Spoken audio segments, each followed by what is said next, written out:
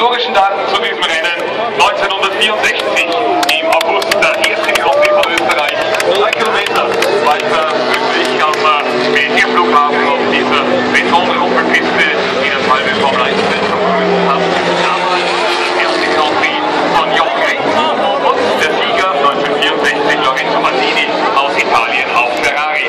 6 Jahre später dann zum ersten Mal hier an dieser Stelle am damaligen Österreich-Ring der erste Grand Prix der Formel 1 und Jochen Rindt hat damals hier die Massen angezogen, mehr als 100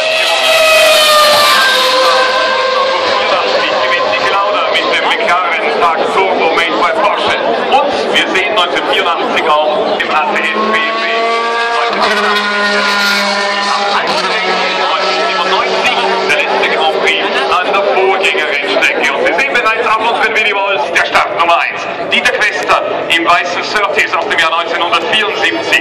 Er ist ja beim Grand Prix 1974 seinen einzigen Grand Prix gefahren. Der Old Boys Wien, der vor ein paar Tagen 75 wurde, wie ihn aber offiziell jetzt eingeladen haben, sozusagen in den Club